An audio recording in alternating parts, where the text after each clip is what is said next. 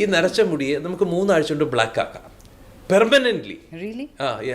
ഏറ്റവും സിമ്പിളാണ്. Vitamin A, vitamin E, copper acetate, ഇത് മൂന്നും കൂടി മിക്സ് ചെയ്ത് തേച്ച് കഴിഞ്ഞാൽ 3 weeks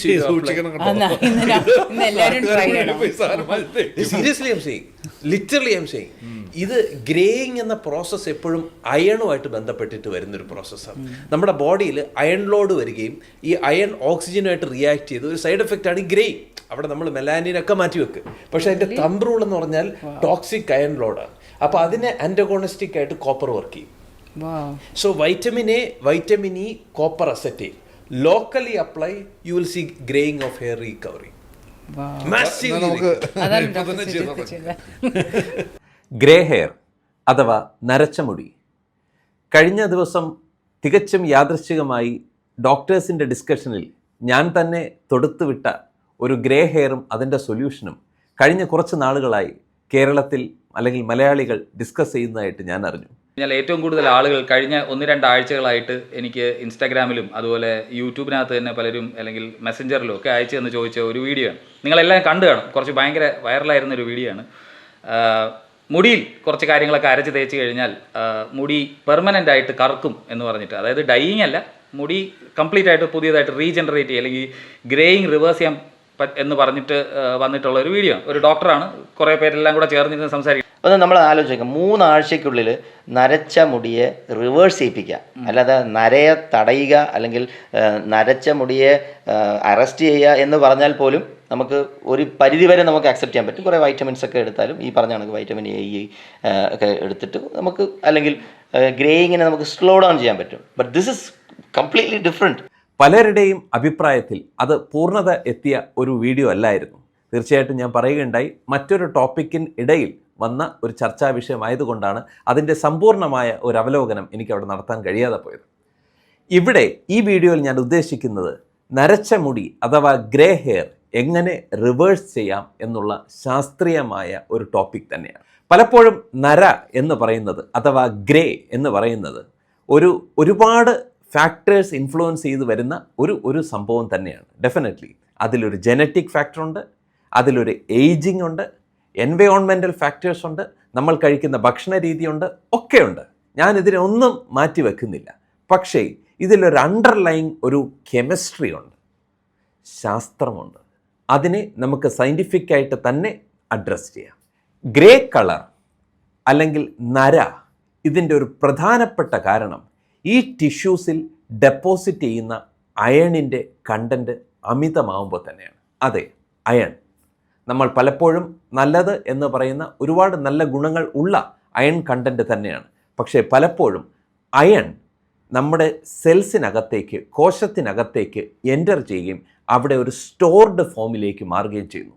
ഈ കോശത്തിനകത്തേക്ക് കയറുന്ന അയൺ പലപ്പോഴും ഓക്സിഡേഷൻ പ്രോസസ്സിലേക്ക് മാറും.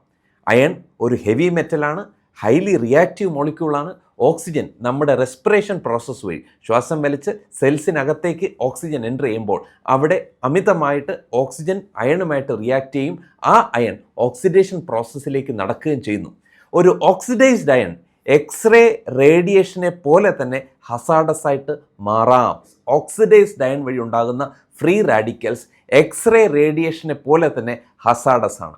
ഞാനിത് വെറും വാക്കിൽ പറയുകയല്ല, ഈ പറയുന്നതിൻ്റെ എല്ലാം റിസർച്ച് പേപ്പേഴ്സ് ഞാനിവിടെ ഡിസ്ക്രിപ്ഷനിൽ അറ്റാച്ച് ചെയ്തു തരാം. നിങ്ങൾക്ക് ഓരോന്നും വിശദമായി നോക്കാവുന്നതാണ്. Iron, too much of iron നിങ്ങളുടെ ശരീരത്തിൽ സ്റ്റോർ ചെയ്യുന്നു, അല്ലെങ്കിൽ ഇത്തരത്തിലുള്ള ഹെയറിലായിക്കോട്ടെ സ്കിന്നിലായിക്കോട്ടെ ഇതിൻ്റെ സെൽസിനകത്തേക്ക് അമിതമായിട്ട് സ്റ്റോർ ചെയ്യുകയും അത് ഓക്സിജനുമായിട്ട് മെർജ് ചെയ്ത് ഓക്സിഡൈസ്ഡ് അയണാകുകയും അതുവഴി ഉണ്ടാകുന്ന ഫ്രീ റാഡിക്കൽസും വളരെയധികം ഹസാഡസ് എഫക്ട്സ് നമ്മുടെ ബോഡിയിൽ ഉണ്ടാക്കുന്നുണ്ട്.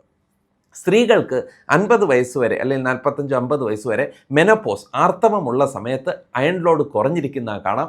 ഈ ആർത്തവം നിന്ന് കഴിയുമ്പോൾ പലരിലേക്കും അല്ലെങ്കിൽ മെൻസ്ട്രുവൽ ഡിസോർഡേഴ്സ് ഉണ്ടാകുമ്പോൾ അവരുടെ സ്കിന്നിൽ പിഗ്മെൻറ്റേഷൻ വരുന്നതായിട്ട് കാണാം. ഇത് അയൺ, ഓക്സിഡൈസ്ഡ് അയണിൻ്റെ പ്രോസസ്സാണ്. ഞാൻ അതിലേക്ക് കടക്കുന്നില്ല. ഞാനിവിടെ അഡ്രസ്സ് ചെയ്യാൻ പോകുന്നത് നരയെക്കുറിച്ചാണ്. നമ്മുടെ ഏർലി ആയിട്ടുണ്ടാകുന്ന നര ഏജിങ് ആയിട്ടുണ്ടാകുന്ന 60 വയസ്സിലോ 70 വയസ്സിലോ ഉണ്ടാകുന്ന നരയെക്കുറിച്ചല്ല, അതിനെയും ഞാൻ ഒഴിവാക്കുന്നില്ല. പക്ഷേ എന്നാലും ചെറുപ്പത്തിൽ എനിക്ക് ഒത്തിരി കോളുകൾ വന്നത് 30 വയസ്സിലും 20 വയസ്സിലും 35 വയസ്സിലും 40 വയസ്സിലും ഒക്കെ ഉണ്ടാകുന്ന നരയാണ്. ഈ നരയുടെ ഒരു പ്രധാനപ്പെട്ട കാരണമായിട്ട് എന്തുകൊണ്ട് നമുക്ക് ഈ അയൺ ഓവർലോഡിനെ അഡ്രസ്സ് ചെയ്തുകൂടാ എന്നുള്ളതാണ്. ഞാൻ അവിടെ പറഞ്ഞത് കോപ്പർ കഴിക്കാനല്ല, കോപ്പർ അസറ്റേറ്റിനെ അപ്ലൈ ചെയ്യാനാണ്. ഇവിടെ കോപ്പറിന് എന്താണ് റോൾ? അയൺ ഓക്സിഡൈസ് ചെയ്യുമ്പോൾ അവിടെ ടിഷ്യൂസിൽ നഷ്ടപ്പെടുന്ന ഒരു ഇമ്പോർട്ടൻറ്റ് മിനറലാണ് കോപ്പർ എന്ന് പറയുന്നത്.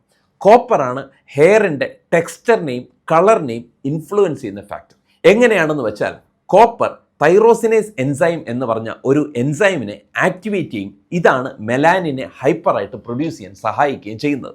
ഞാൻ അതിനും ഡീറ്റെയിൽ ആയിട്ടുള്ള ഡിസ്ക്രിപ്ഷൻ ഞാനിവിടെ ലിങ്ക് ചെയ്തേക്കാം. ഞാൻ ആദ്യമേ പറഞ്ഞു കഴിഞ്ഞു, അയൺ ഓക്സിജനുമായിട്ട് ലിങ്ക് ചെയ്ത് ഫ്രീ റാഡിക്കൽസ് പ്രൊഡ്യൂസ് ചെയ്യുന്നു എന്നുള്ളത്. ആ ഫ്രീ റാഡിക്കൽ ഓക്സിഡേറ്റീവ് പ്രോസസ്സ് ഒരു ചെയിൻ റിയാക്ഷനാണ്. മാസീവായിട്ട് ചെയിനായിട്ട് പോവുകയാണ്. ഈ ചെയിനിനെ ബ്രേക്ക് ചെയ്യണം.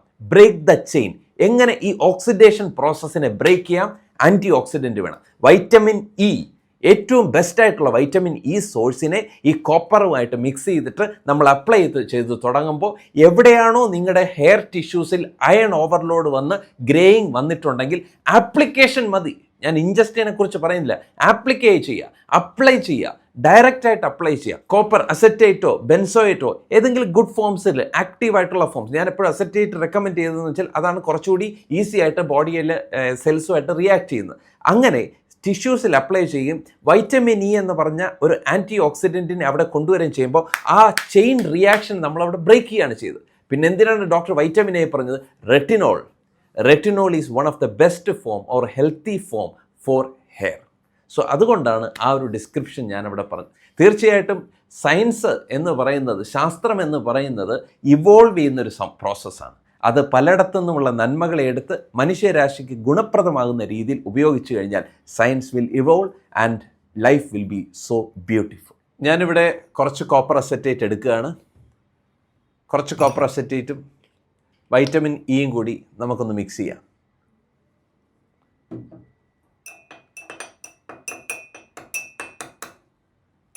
ഈ മിക്സ്ഡ് കോപ്പർ അസറ്റേറ്റ് സ്കിന്നിൽ അപ്ലൈ ചെയ്ത് കഴിഞ്ഞാൽ ഒരു പ്രോബ്ലവും ഇല്ല. ഇത് ബോഡിയിൽ ഇൻജസ്റ്റ് ചെയ്യാതിരിക്കുകയോ അല്ലെങ്കിൽ കണ്ണിൽ അല്ലെങ്കിൽ വായിലൊന്നും പെടാതിരിക്കാൻ ശ്രദ്ധിക്കുക എന്നുള്ളതേ ഉള്ളൂ. മറ്റൊരു കാര്യം കൂടി പറയാം. ഞാൻ 16 വർഷമായിട്ട് മെഡിക്കൽ ഫീൽഡിലുള്ള ഒരു ഡോക്ടറാണ്. ഇവിടെ ഞാൻ ഒരു പ്രൊഡക്ട്സും ഇതിനു വേണ്ടി മാനുഫാക്ചർ ചെയ്ത് വിൽക്കുകയോ ഒന്നും ചെയ്യുന്നില്ല എന്നുള്ള ഒരു സത്യം കൂടി നിങ്ങളോട് പറഞ്ഞുകൊള്ളട്ടെ. നല്ല ഒരു മെസ്സേജ്, മനസ്സിൽ തോന്നിയ ശാസ്ത്രീയമെന്ന് പൂർണ്ണമായി ബോധ്യമുള്ള മെസ്സേജ് മാത്രമേ ഞാൻ നിങ്ങളുമായിട്ട് പങ്കുവെക്കത്തുള്ളൂ. ഡെഫിനറ്റ്ലി അത് നിങ്ങളുടെ ആരോഗ്യത്തിന് മെച്ചപ്പെടുന്നതാണെങ്കിൽ നിങ്ങൾ സപ്പോർട്ട് ചെയ്യുക.